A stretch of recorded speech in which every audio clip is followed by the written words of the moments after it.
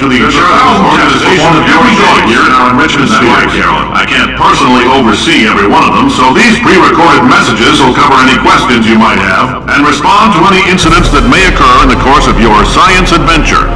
Your test assignment will vary depending on the manner in which you have bent the world to your will. Those of you helping us test the repulsion gel today, just follow the blue line on the floor. Those of you who volunteered to be injected with praying mantis DNA, I've got some good news and some bad news. Bad news is we're postponing those tests indefinitely. Good news is we've got a much better test for you, fighting an army of mantis men. Pick up a rifle and follow the yellow line. You'll know when the test starts.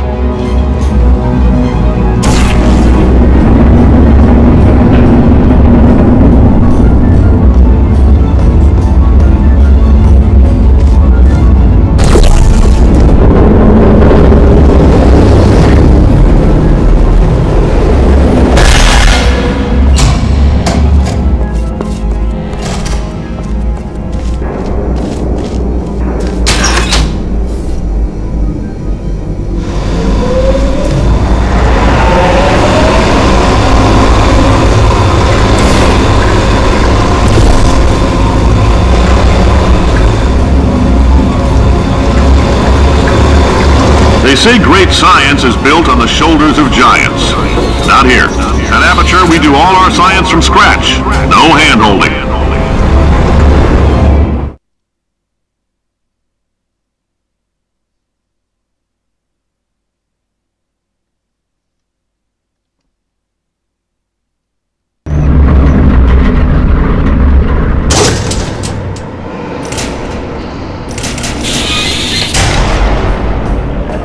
Let's get started. This first test involves something the lab boys call repulsion gel. You're not part of the control group, by the way. You get the gel. Last poor son of a gun got blue paint. All joking aside, that did happen. Broke every bone in his legs. Tragic, but informative. Or so I'm told.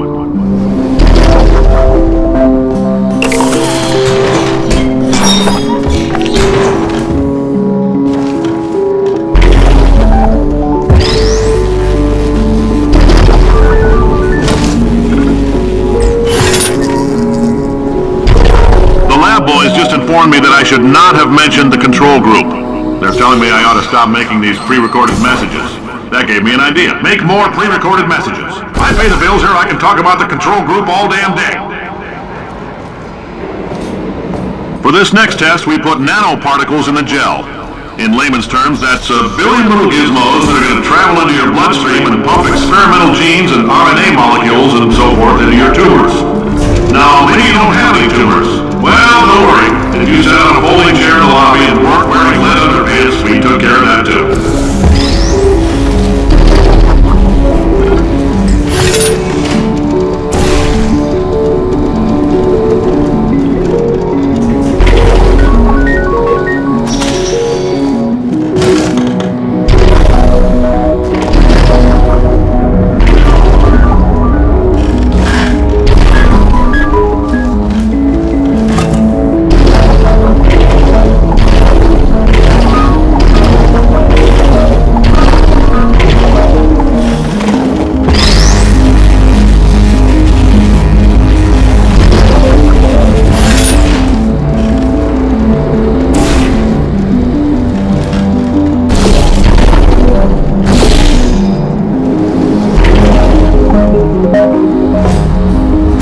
In case you got covered in that repulsion gel, here's some advice the lab boys gave me.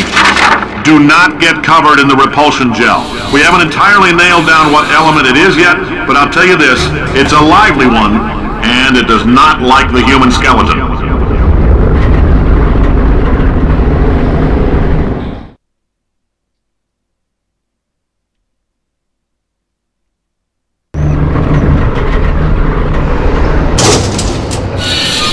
All these science spheres are made of asbestos, by the way. Keeps out the rats. Let us know if you feel a shortness of breath, a persistent dry cough, or your heart stopping, because that's not part of the test. That's asbestos. Good news is the lab boys say the symptoms of asbestos poisoning show a median latency of 44.6 years. So if you're 30 or older, you're laughing. Worst case scenario, you miss out on a few rounds of... Ha! I like your style. You make up your own rules, just like me. Be bean counter said I couldn't fire a man just for being in a wheelchair. Did it anyway. Ramps are expensive.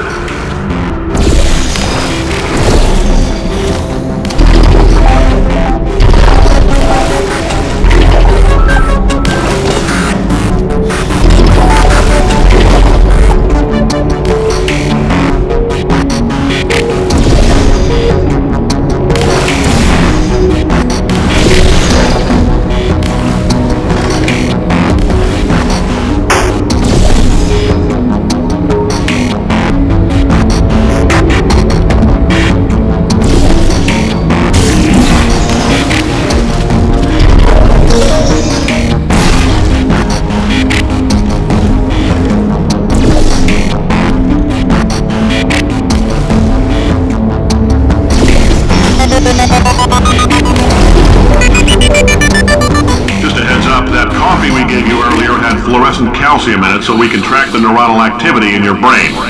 There's a slight chance the calcium could harden and vitrify your frontal lobe. Anyway, don't stress yourself thinking about it. I'm serious. Visualizing the scenario while under stress actually triggers the reaction.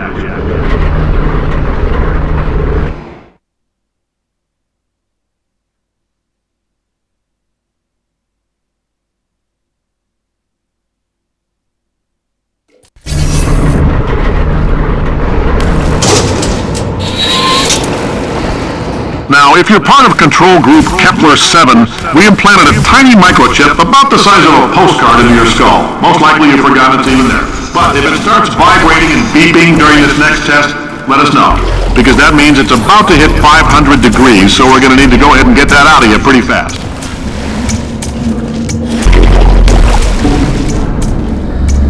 I'm telling them, keep your pants on. All right, this next test may involve trace amounts of time travel. So, word of advice, if you meet yourself on the testing track, don't make eye contact. Lab boys tell me that'll wipe out time. Entirely. Forward and backward. So, do both of yourselves a favor and just let that handsome devil go about his business.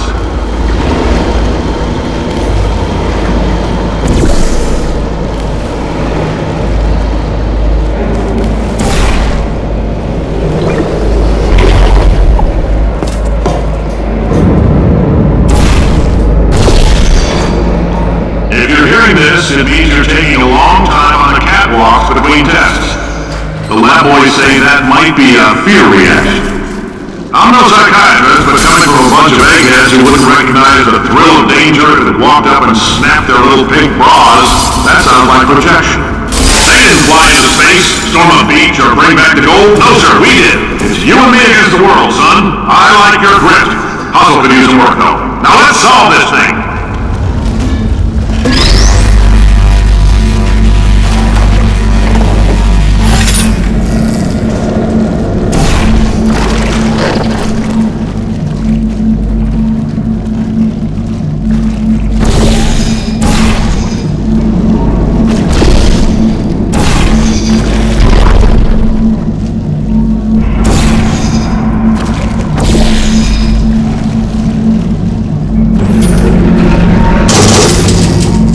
Isn't about why, it's about why not. Why is so much of our science dangerous? Why not marry safe science if you love it so much? In fact, why not invent a special safety door that won't hit you on the butt on the way out because you are fired? Now you test subject, you're doing fine. Yes, you, box your stuff out the front door, parking lot.